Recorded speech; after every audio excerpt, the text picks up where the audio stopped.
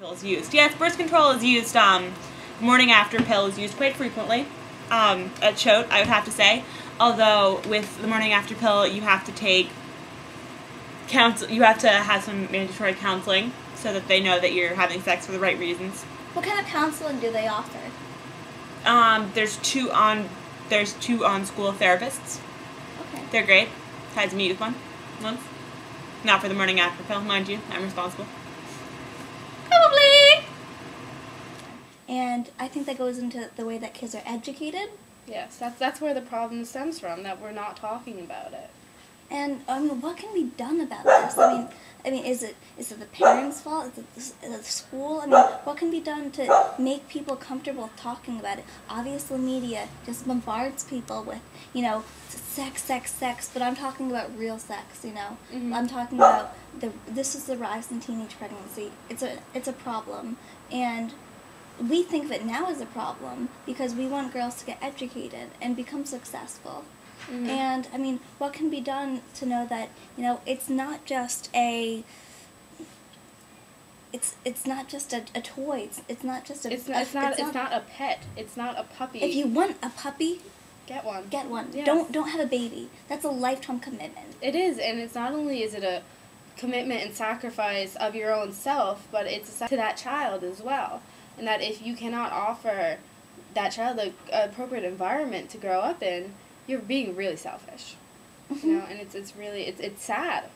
And I mean, people aren't financially set until they're like 20s, early 30s, mm-hmm. and they're depending on their parents. That puts their parents in a bind because they have the need to help their kid, and then they have to support their grandkids. And overall, I mean, I could say that it works out for the best, but I don't know. I mean, it's a tough thing to say. It really is, and I mean, I feel like until there is a correlation between how much we can talk about and kind of accept what's really going on, mm-hmm. that there's not going to be a resolution. How can the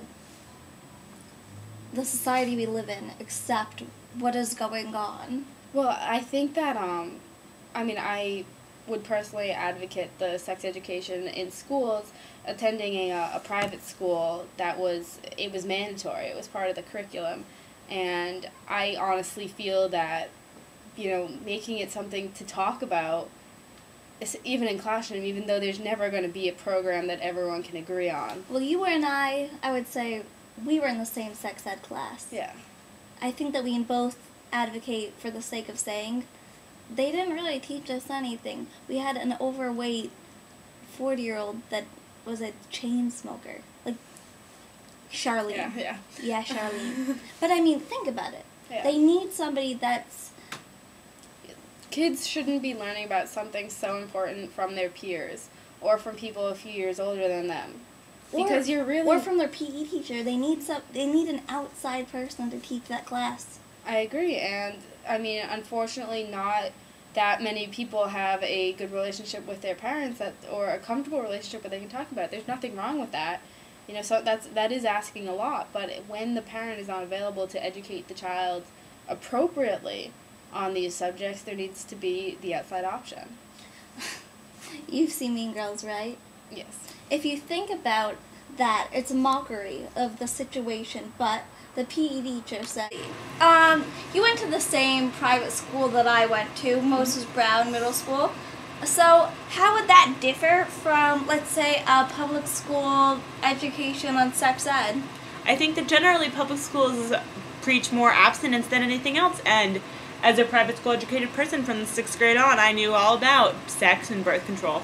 Or condoms and birth control. I mean, sex too. Mm-hmm. But was the teacher right? I mean, don't you think that they need to get somebody actually informed? Yes, I feel that oftentimes elementary school and middle school sex ed teachers. I know. Slide over. I feel that often elementary and middle school teachers fall short of providing sexual education that kids feel they can trust. Mm-hmm. Mm-hmm. Great. Yes. It's been great. It's been great with you too. Thank you for joining us, Lizzie. I appreciate it. I'm always here. Thank you for joining Lizzie and Jamie. Should we play? Yep. Alright. Sex, baby. Let's talk about you and me. Let's talk about all the good things, talk about things that make me. Let's talk about sex. Let's talk about sex. Let's talk about sex. Let's talk about sex. There was an incident, and this happened in Texas, where a young girl at her high school became pregnant, and she hid her pregnancy for about 7 or 8 months. No one knew. Her own family didn't know that she was pregnant. She had the child in the bathroom stall of her high school. She dropped the baby in the trash can and went back to class. And this was a kind of highly publicized case of what happened.